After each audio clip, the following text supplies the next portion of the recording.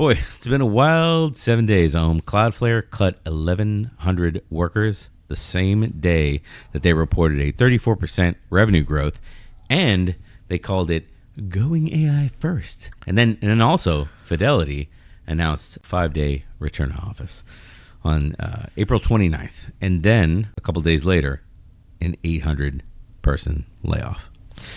That was May the 7th. So, but the interesting thing about that one was there was no mention of AI in that announcement. And you know what really makes it wild? It was that it was the same playbook that was used in both cases, but different excuses. The memos are not just the announcement of a strategy. The memos are the strategy. Then are you saying that the C-suite is just making it all up as they go along? Yes. Sorry, Yes. no, that's not cool. Okay. I'm saying if you swap AI first and a 5-day return to office in these press releases, nobody in the industry would notice. Not the press, the analysts, and especially not the stock market. And that is what we need to talk about today.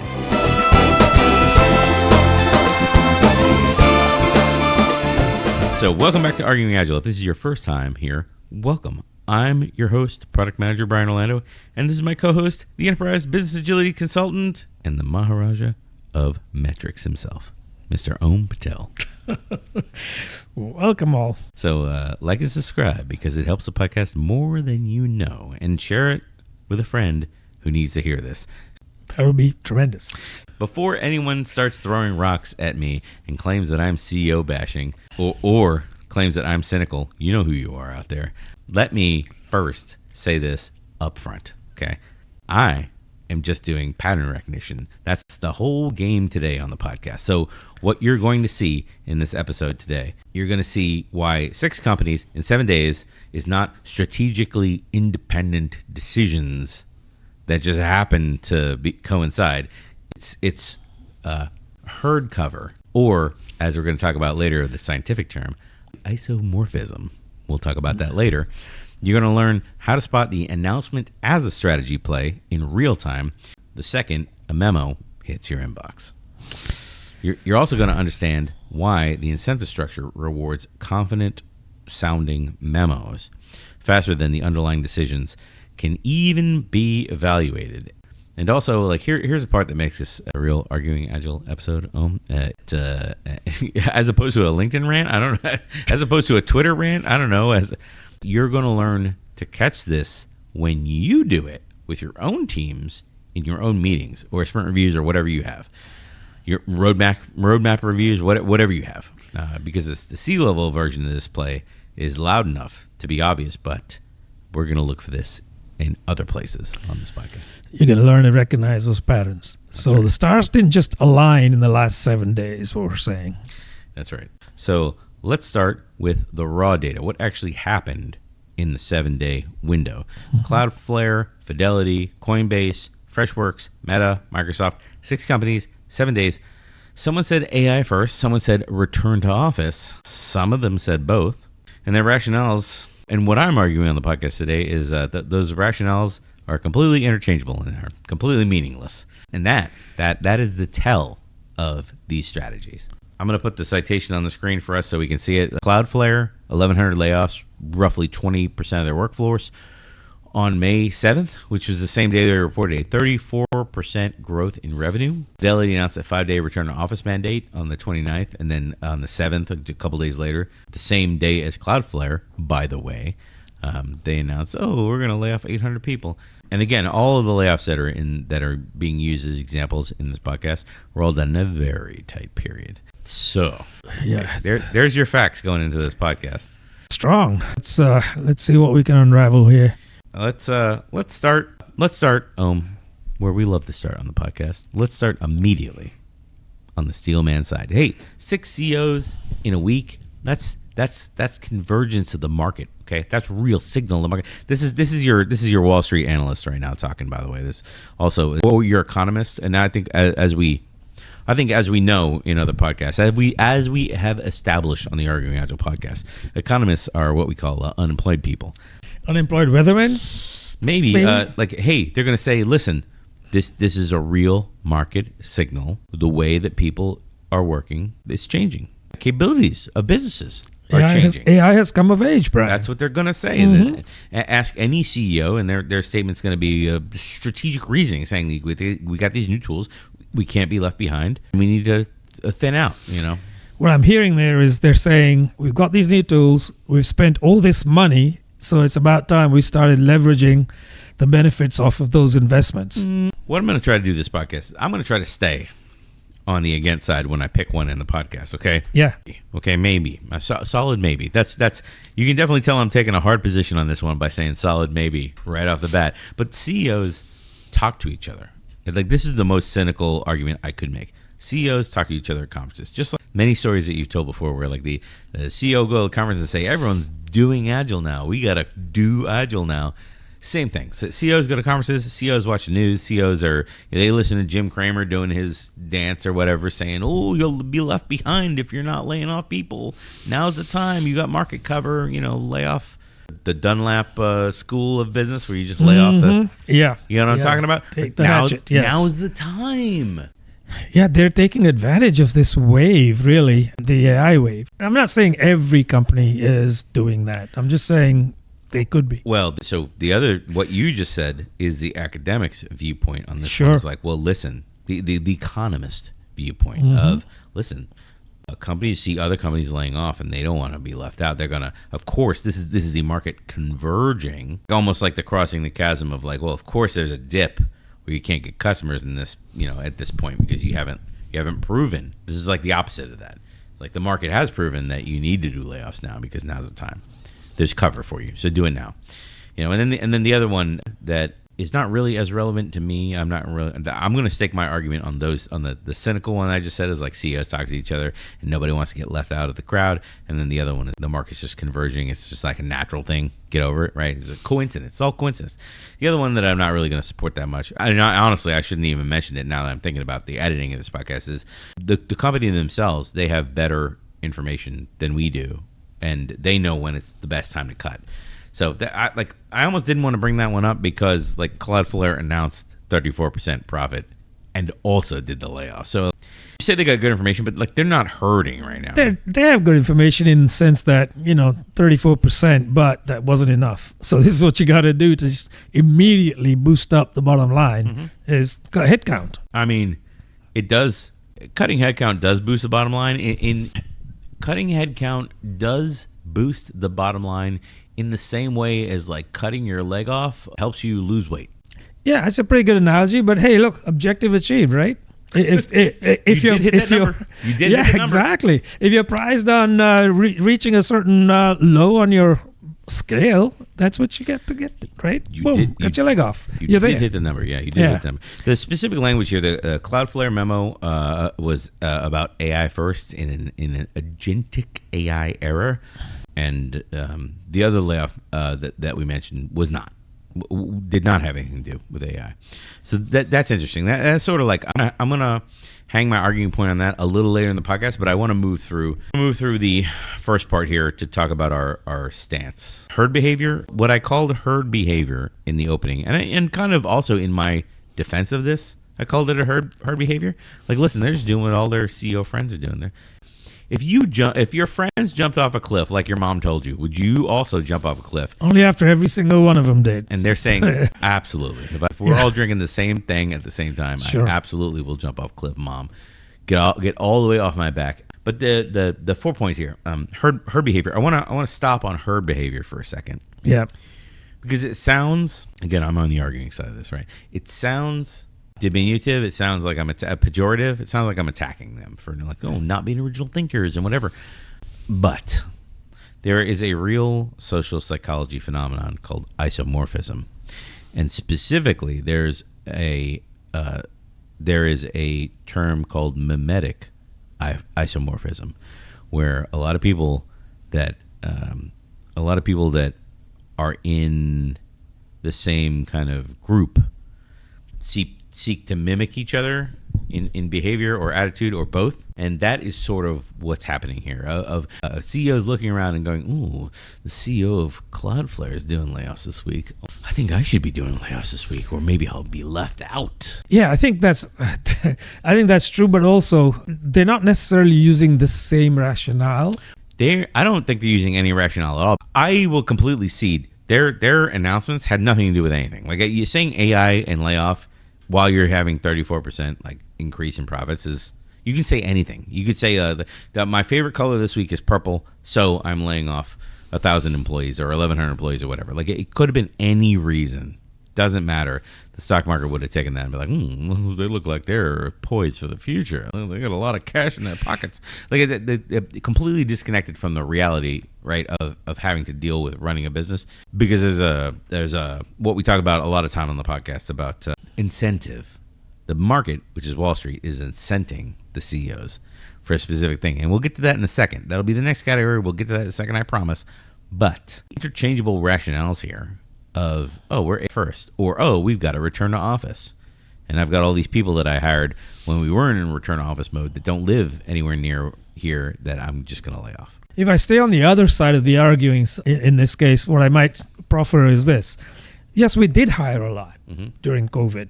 And now we don't need as many people. So guess what? Those that can actually come to the office because we are paying rent, welcome. Otherwise, we don't need those people that can't make it.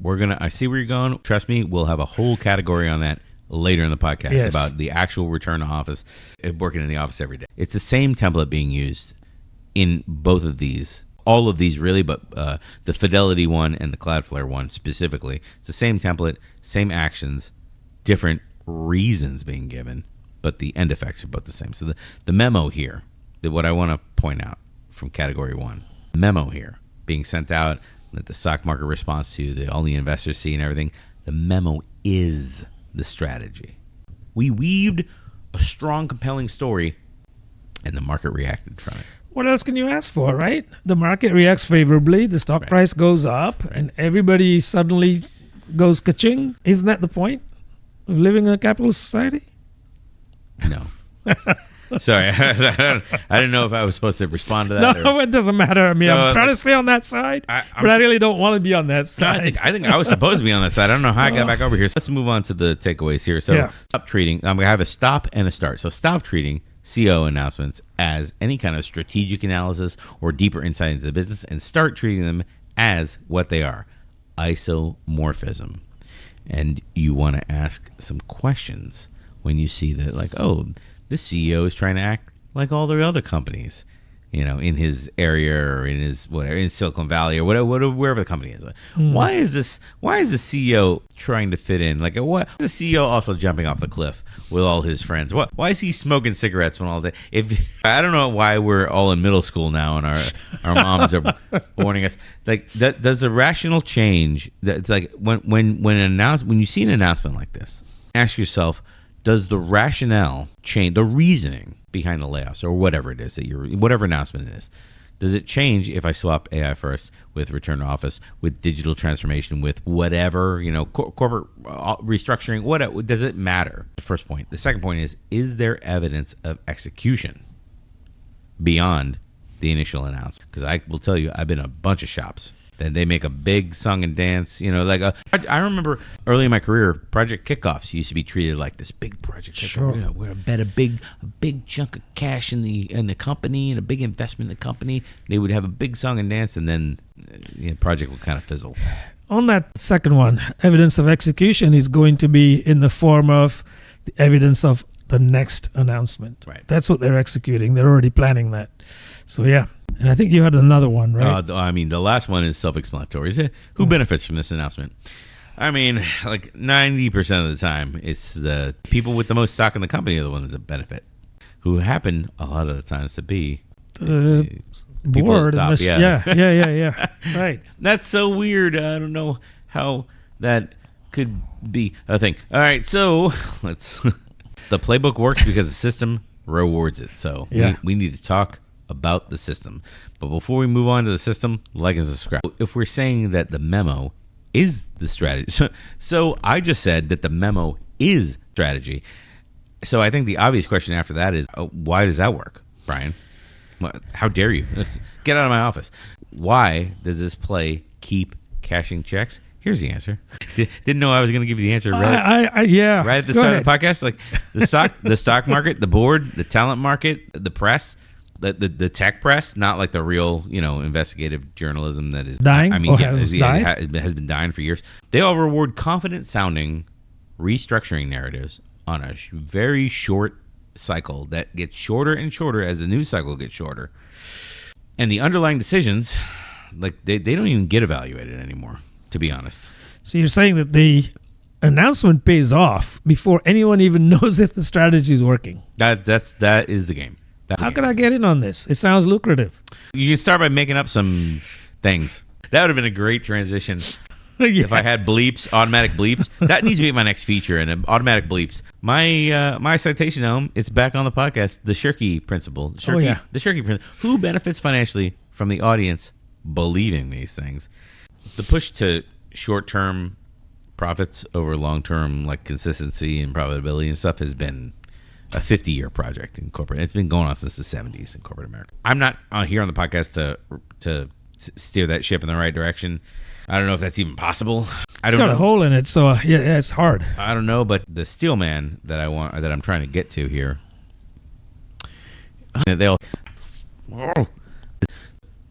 who benefits financially is the thing. You're throwing out as much flack statements to the stock market as much as possible, as fast as possible, and nobody's ever calling you on it.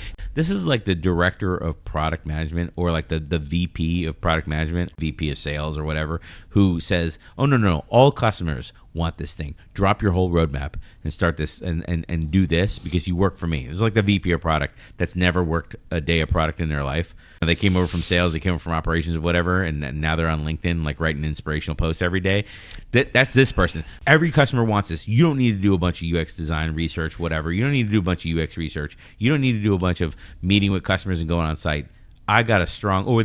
This is the Lenny podcast that I watched. I can't remember his name. Oh, I've got a strong intuition? Yeah, I got a strong intuition. Good grief, yes. I think talking to customers is overrated. That's this because that person never gets called to the carpet to There's answer. no repercussion, dude. Because what they do is they simply move on to the next projection the very next day. Right. All customers want this new thing now, right? And also, like, I've seen in my career so many people, and also, like, not just seen so many people in my career get caught in this trap. I have gotten caught in this trap so many times of you've got somebody in the organization with some sort of senior title just throwing out, just shooting flack up into the air. Just nonsense, doesn't connect to reality. Assumptions left and right. Assumptions, accusations left and right. That tells you the work centers that I've been in right there. And you're trying to disprove them all with evidence and actual facts, and you follow up on every single one. I have a story for this one. I'm not going to go into it because I'm just going to completely derail this category. There's no point in chasing these people around that can shoot their mouth off, make any claim they want, and be wrong 100% of the time. And for you to try to follow up and be like, well, actually, on this day, the statistics prove whatever, because no one's ever going to listen to you. The volume of the lie, it's huge. It will drown you out. Yeah, so you can't beat them, join them? Is that the message? Oh, no. I don't know. I don't know what that, like, I think I had, it was such a great against that I threw out first. I don't even know where I'm going to go from here. I think one of the reasons that is so difficult is probably the cynical against point of view. The board wants a good story for their shareholders. Everybody in leadership, they value a good story more than they value the facts. Dude, I'd say even shareholders do. Because they barely look under the hood. Yeah, all they care about is the narrative. That's a very cynical point of view, I will point out. I understand it works in reality, but a super cynical point of view that where what you said in jest to kick us off is like, well, if you can't beat them, just join them like that. I've seen a lot of people derailed and get burnt out because they think that way. Sure. Well, now we got to just play games. Right. Exactly. You got to be better at politics, Ohm. That's your problem. You're not good at politics. You're not posturing well enough. Yeah. The other sides of this, leadership requires decisive action under uncertainty. You got to just be more decisive. Your announcements are in coordination with your decisiveness. So anytime you try to do something, that's the academic viewpoint of like, well, we can outfox these folks by being decisive and having specific coordinated announcements to stay ahead of these, lies or whatever that are being. Well, you never have perfect information is the answer, right? You're never there where you say, we have everything we need. So guess what? Be bold, make a decision, stand behind it. I think that's sort of like the practitioner's line in this, the actual like a experienced little professional. They're gonna say like, listen, all right, so you don't have great information. Just like pick a side, go with it. If the data gives you a better viewpoint or whatever, just like flip and tell everyone and just get it. Basically, like if you have a blow up in production, just like get the announcement out, tell everyone you're working on it, and update every 10, 15 minutes. Like there's nothing you can do about it. So just like do your best, shoot some announcements out, and just like keep your head down and keep going, kid. And to those people, I'll say, cool, keep doing that, and also keep your resume updated. Absolutely. Because I've seen those people. Like those are the people that are like quietly, diligently doing maintenance and keeping the system up and whatever, and they do not get promoted. That's right. Yeah. Yeah, we've all seen companies where, they get hacked and then they say, yes, we're taking care of it. And then they get hacked. Oh, speaking of which, do you have kids? Are you in school? Like, well, while we were recording this podcast, a vulnerability may or may not have been a Canvas hack / second hack, I think. Yeah, it might be a problem. It's so recent that I didn't get to roll it into this podcast agenda, but you guarantee I would have found a way to roll it into this if I could have. So what do we think about this? So the cynics version, like the board does want a story. If I'm going to give some ground on this one, executives love a story, and even in the product management sphere online, they will tell you the person who's a better storyteller will usually get promoted over the person who's the good at execution or good at discovery or whatever. The better storyteller wins. That's a solid one. I mean, that's what you see out there, so I can't argue against that one. Yeah, so until the reward cycle changes, or the next CEO comes in, our CEOs just run in the same plays. They put out an announcement. They do some... But I'm trying to stop just short of saying virtue signaling. That's basically what they're doing. They're saying, "Oh, we believe in this," or the eagle posters on the walls. Yeah. "Ooh, leadership, blah blah blah blah blah," while they yell at their employees and stuff like that. Is that what's going on here? It's. I'm trying to stop and not call it a moral failure, because I don't think it's a moral failure. Yeah. But I will say it is something about the systemic design of the incentives of the organization. But the fact that this is like all corporate America and the stock market makes it a big system that is designed poorly for these incentives. The system selects for the announcement and the appearance of boldness, not the actual execution of that plan and boldness. If you're not in agreement with this, you pretty much are swimming against the tide. Yeah. Have you ever been in I had a note here to remember to bring up. Have you ever been in a Agile transformation or a team restructure where the big announcement was made and a big kickoff was done, or a big kickoff event, project kickoff was announced, but there was no talk about budgeting or budget authority or the ability to push back against business requests. We're gonna have product management now, but they didn't give any of the teams. We're going to have product owners now, but none of the product owners can push back against business requests. Definitely seen that several times. Yeah, and what's uncanny is how these initiatives align with those quarterly announcements. They happen just prior to that. So the announcement says, hey, look what we're doing now, right?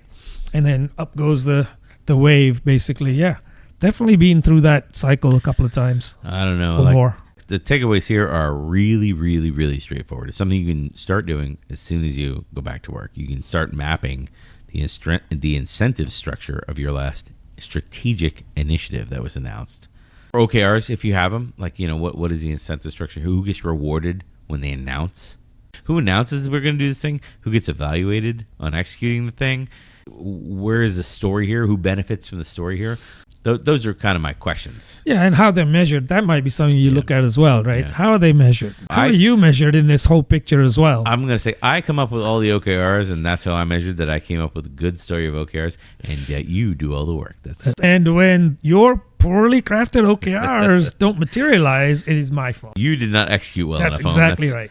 That's what I learned today. So what is the incentive structure in your organization that rewards announcement over execution? Let us know in the comments. I'd like to know specifics. I really would like to know if this pattern is as universal as I have observed it to be. Let us know. But here where the podcast is going to get uncomfortable. Ooh, hot under the collar. Ooh, I like no. You see, I don't normally do UTIP-isms that much, but it's not just a CEO disease. It's a systemic disease. And in our teams, sometimes we run the same play. So let's look in the mirror, Om. Let's do that. So if it's a system disease, not a CEO disease, what does that look like at the team levels? Sprint reviews are where you announce what you will fix and potentially never fix. And OKRs that get announced and quietly dropped fall into this category. Retro actions that produce nothing fall in this category. Transformation kickoffs, roadmap presentations, all hands strategy decks. The memo is the strategy, but we don't notice because we are inside that system, right? It's not at the CEO I retire level. It's down in our teams. So that brings us home to the Steel Man. Now I'll go ahead and put the slide up here for the Steel Man. And I do have to say the Steel Man here, it's pretty good. I mean, it says, listen, my boss wants a roadmap. I have to give them a roadmap. You know, hey, my boss and I both know it's corporate fiction sometimes. You know, but we have to go to the company meeting. The CEO or somebody wants a director, whatever, wants a product update at the company meeting. This is our best snapshot in time of what we think the future might be, even if a month from now it completely changes. Which, by the way, it's I'm throwing it up here as a Steel Man, but also I'm going to defend it because I have done this many times. This is what we know based on the evidence that we have, and like it's our best guess. Right. You know? Right. And you know, by the time there's any kind of pressure to test that, you're doing the next one. Right. So this is in the guise of those quarterly reports, quarterly projections, or whatever, right? I guess the only difference that I would throw out is I have evidence to say that the things that we thought we were going to do are not going to pan out because I've tested some little sliver against the market and we decided to pivot in a different direction. So I have receipts. Unlike the normal CEO that's laying off 1,100 people with 34% profits and laying off 1,100 people, they don't need receipts. That's a night on the town right now. Like, where were you last night? And they're like, I don't remember. I was on my yacht. I am absolved of all my sins because I don't remember. I've got receipts when I pivot. That's what you do in product management. You test a thing, you pivot. If you're doing it right. So it's sort of an against, but from the untrained observer, it looks the same. There's a subtle difference, but a real difference there. But I've seen a lot of people not do that. They just simply placate. I was going to say, how many product managers really are doing that? Yeah. Or are just saying like, well, my boss changed the roadmap direction, so we're doing this now. Yeah. The announcement creates the feeling of accountability without the mechanism. I think perception is real in this case, right? That's exactly what we're saying. The whole thing. I would say that sounds like a cynical take to me of the perception in the company is the reality. Yeah. And I have a hard time. Yeah, I have a difficult time with that one. I think when you look at how product life cycles are shrinking, right? Mm-hmm. People I'm not going to use the cliche and say AI is accelerating delivery, but it is helping accelerate the cycle to shrink it even more and more. And I think if you're doing that, who has time to actually go through and do the follow-up? Because if you're doing all that, you're not doing what your competitors are doing, which is leapfrogging you. Yeah. So you kind of have to go along the ride a little bit. But, you know, if you're CEO who's reasonably new and they're just going to go soon, right? Because the tenure is 1, 2, 3 years at the most. You're definitely swimming against the tide now, right? Because you're not going to get the backing you need to do this thing right. So there's two pushbacks that are in this category. Yeah. My boss made me do it is obviously that's the one that most people are going to go to. Yeah, okay. Right. The announcement itself creates a commitment. If we don't say it out loud, we're not serious about doing it. Like that's the academic view. Like the academic who's like never actually done any product in their life. That's what they're gonna say. Well, you got to say it out loud, otherwise you won't commit to it in your brain. You don't get the buy-in, Brian, if you don't say it out loud. The other side of it is we announce to create a shared understanding. That's different from avoiding execution. That's different than saying we're just announcing to say we're doing something that we don't have to actually do anything. We announce because we're basically Getting everyone on the same We're page. getting everyone on the same page. We're aligning. It's just a tool of alignment. That is the practitioner, what they will bring to this conversation. It's like you got to keep it. And we did a podcast about just repeating yourself over and over again. That's right. Yeah. That's this, but like operationalized to the nth power. I think this one is easy to have a corollary to, right? If this is really the case that we're getting everyone aligned, guess what? Just make sure that you follow through on the alignment. And if there's results at the end of it, there are results at the end of it, then you know what you're doing is alignment. But if they're not, and you just move on to the next shiny thing, you're not really doing this, and it's very performative. So let's talk about the performative practitioner here for a second. Of like, well, I'll just announce something, and that means that accountability will follow somehow, right? Yeah. That's sort of also I wrote a project plan and said that you were going to be doing these things. Why are you not hitting all the milestones? That's sort of the same high level backwards logic. Is like, no, I take accountability for doing a thing, and then we announce. You know what I mean? Like, or I involve you in the planning so that we can do a Right. joint plan. So it's sort of backwards. Like the idea is we announce, and then eventually the accountability will follow as we start turning in work. I'm saying the opposite is probably the better way to do it. Is you have your Amazon single-threaded leader takes ownership of a specific thing. I will bring this to resolution. I will bring this to success, and then they start announcing their wins. Or they announce the beginning of their initiative, they announce they're dedicated to it, and then they start announcing their wins, because you assume accountability first. Yeah. Before this, full court press of media nonsense. This is why like marketing has such a bad. Sorry, Martin. This is why marketing is like, it's such a bad taste in my mouth, because whenever I read marketing, like so much of it strikes me as just lies. Or like over like the old like you ever see any marketing ads from like the 1920s and 1930s? Oh, like, yeah.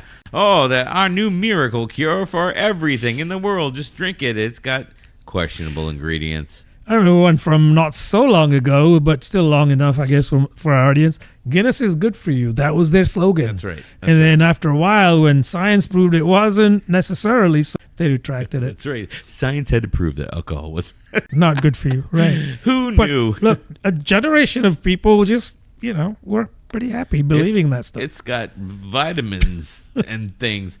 We're criticizing CEOs for putting out announcements as a strategy, while potentially teams are running afoul of this thing themselves, like putting out a strategy, putting out this, our roadmap snapshot, or the best we understand it, or this is our roadmap, I don't know, dedication or commitment or whatever. Yeah. And there's and then you don't. This is basically, it's the same thing as saying like, we're going to hit all these milestones on the project plan, and then you just blow past all the deadlines. At the end of the day, it's just not really having any conviction in your, in your forecast. But also, I think this is similar to how the teams will do retrospectives, perhaps, and then not actually follow through.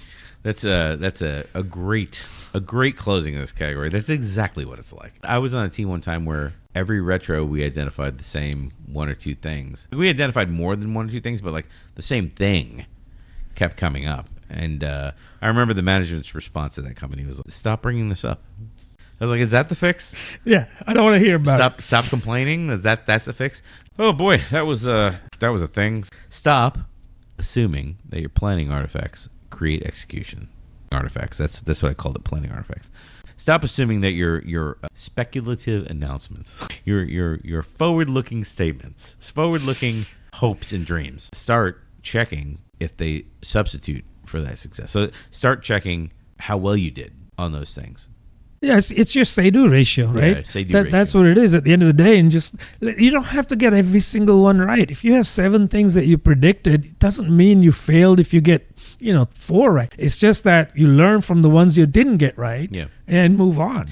The retro is a great one for this. So I like to do the one thing retro. Not a lot of people are a fan of that, because it's like people feel it's browbeating to get the team down to just one thing that you're carrying on. Yeah. But I like with new teams. Usually the organization is so messed up, I can only focus on one thing at a time. And this is coming from a product level. So like I got a million other things that I'm trying to do and learn and whatever. I can focus on one thing to try to help the team out. So what is the thing that the team needs from the product person? I try to help them. What is the one thing? What do we say we would do last retro? What do we do in that time, whatever it is, 1 week, 2 week, whatever the time is? What OKRs? This is another good one. What measurable outcomes on the OKR Did we say we were going to get done this time period? What did we actually get done in this time period? Along with what was announced for the OKR, because OKRs are one that I will tell you, they're the biggest, like team level, sure. But as far as like, we're talking about CEO level, org level OKRs? We're talking about CEO level up here, like announcing big stuff in the org. We're talking about team level down here, but like OKRs are kind of in the messy middle. I've seen a lot of companies announce an OKR to be like, we're going to do, they come out and they say, beginning of the year, right around OKR planning time, the big team in together and say, the executive team has come back from an offsite. You guys are going to do these 12 things this year. And I'm like, guys, I know a little bit I know this much about OKRs. I know that nobody ever hits them, but like, you're not supposed to do 12. Right. Yeah. It's supposed to do like one at a time, right? Yeah, exactly. And then the other one that I've seen in product is what's on your roadmap that was announced that we never even started, never even bothered. These questions, like they should make it transparent if you have this problem. That's really what I'm coming to in this category. Is, do you have a problem? Where's Mike Miller at? Do you have a problem? I backed off right at the last minute. So what is the planning artifact in your work that feels like progress but is not? Is it the roadmap? Is it OKRs like I was talking about? Is it the Agile transformation? Let us know. Let us know in the comments, and we'll see how many different things that we can get running in the comments in this one. So how do you spot this pattern in real time? There is a tell, and Fidelity gave us the perfect example. Fidelity announced 5-day RTO in April, at the very end of April. And then a week later, on May 7th, they put out an announcement about 800 layoffs. So the same week as Cloudflare's AI first cuts, same announcement structure, same template, but Fidelity explicitly denied that AI was the reason behind it. And as we say in poker, that is a tell. It's a tell for sure. They don't need the AI frame because again, the announcement itself is the product here. The cynic in me says maybe they're saving it up for the next announcement. Oh, let's talk about cynics. It's so weird that you mentioned cynics. Fidelity, like they don't need AI as an excuse because RTO is already accepted as optimization. Everybody knows when you do RTO. First of all, you're cutting the people that refuse to move in real life. By the way, with potentially no relocation assistance. Right. Hey, you took this job, free market, whatever, yeah.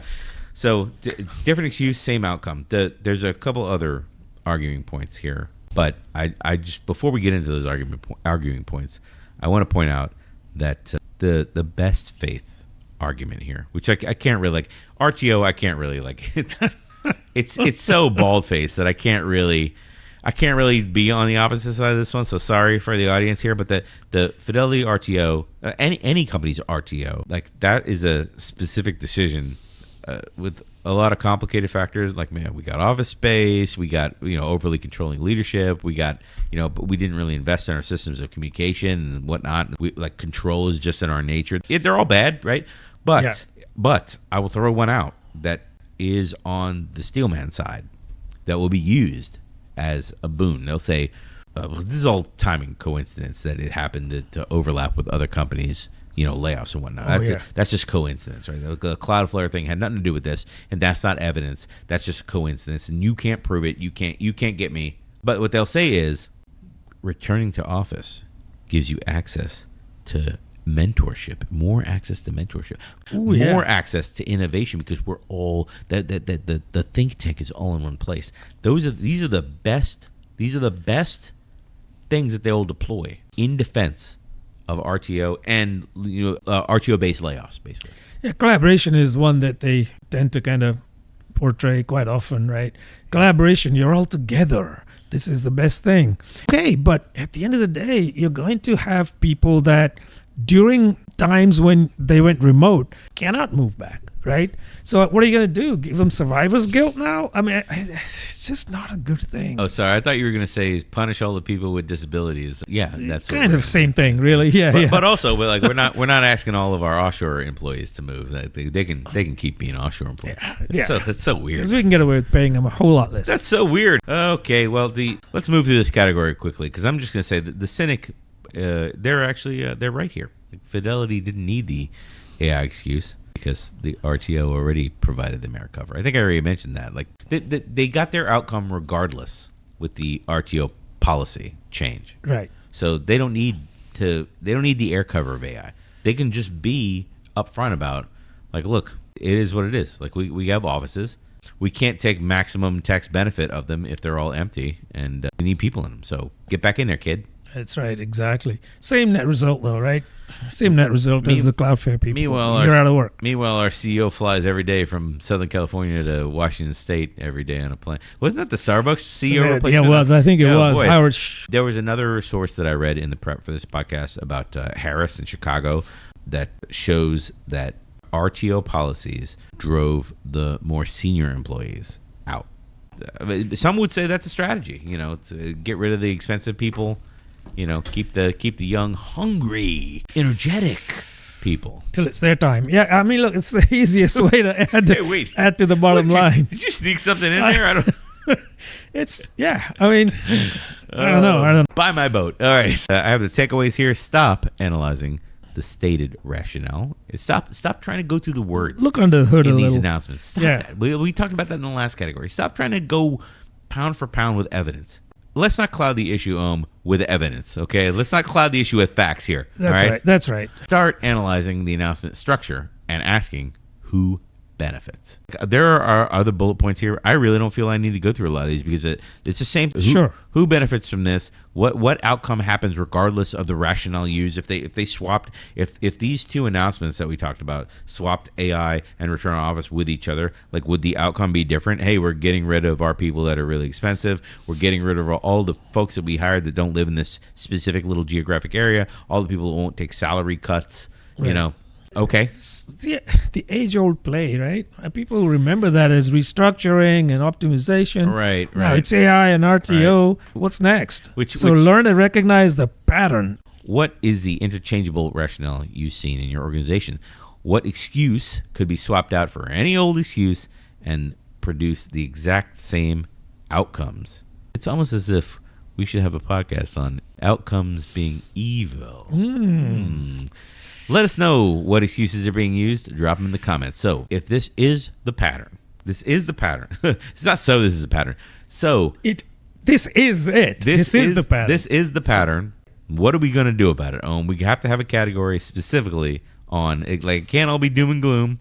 No. This is like the nugget. We got to talk about what to do so that you don't get scooped up and swept up in the madness, this strangeness, this oddness, this oddity. You're not really looking to catch your CEO in a gotcha. Honestly, you're just trying to look out for yourself. You're trying to do the best you can with the tools you've given. So if that is where you're sitting, let's give you a diagnostic. It's a way to spot when you are the victim of isomorphism. It's sense and respond loop, and you can use it immediately, as in the next meeting that you walk into. The point is to be more self-aware of the coercive pressures on you during your work day, right, before you catch yourself running somebody else's play without thinking about it. But before we get into this one, I will say, listen, diagnostics are easy. Execution is hard, which is funny because this is the opposite of what all the AI folks are saying. They're saying now execution is the easy part. It's easy now. 10 years ago, execution was everything. You had to be good at execution. Which we weren't doing very well, by the way, right? Because that's where the bottleneck was. Now AI's here, and it can just execute left and right, and execution is the easy part. Right. Which just shifts the bottleneck somewhere else.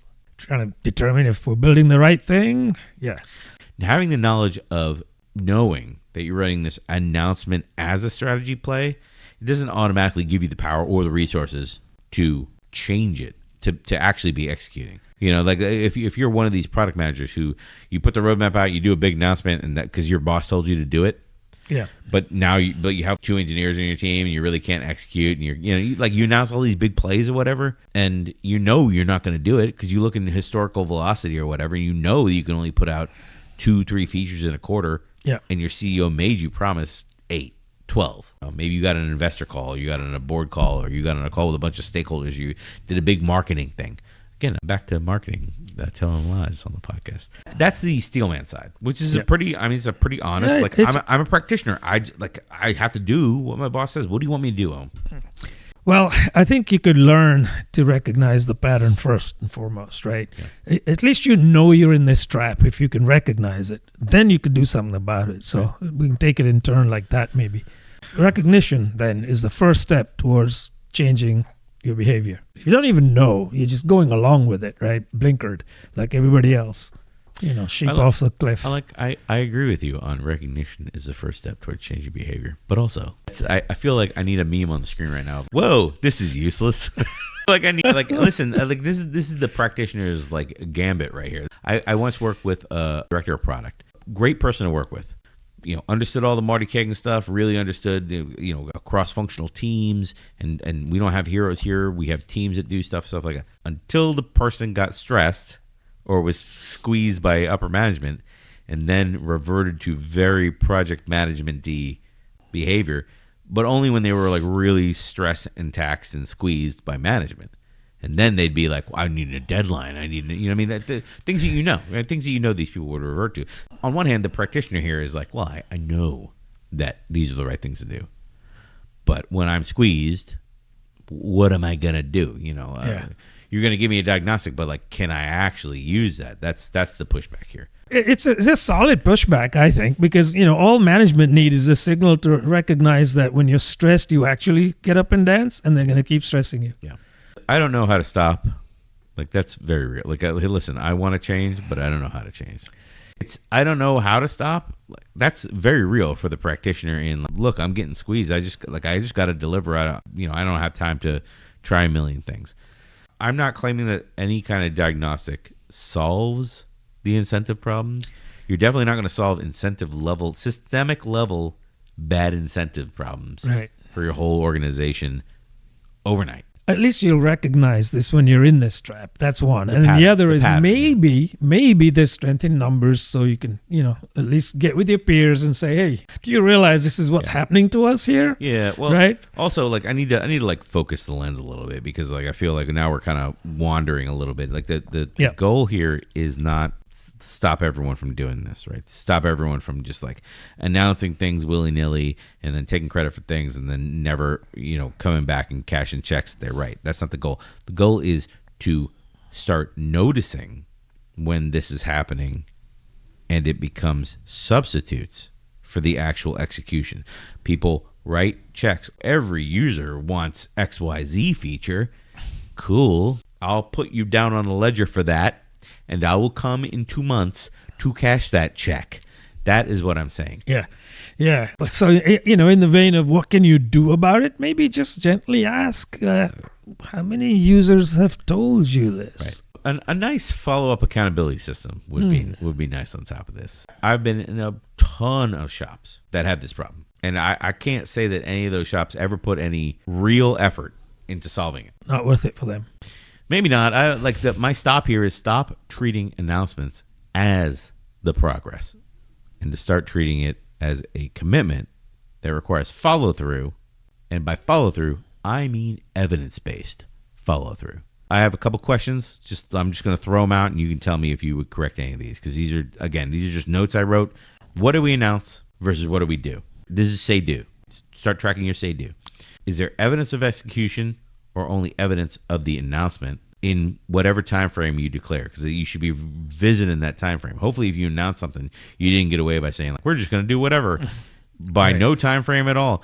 And then who benefits from the announcement feeling like progress? These are solid questions. So I think at the very minimum, if you're listening to this and you take these away and start examining these a little bit in your situation, you'd be further ahead at least. I don't feel these questions are really going to get you in a lot of trouble. I think these questions are, they're the white glove of basic questions of product management.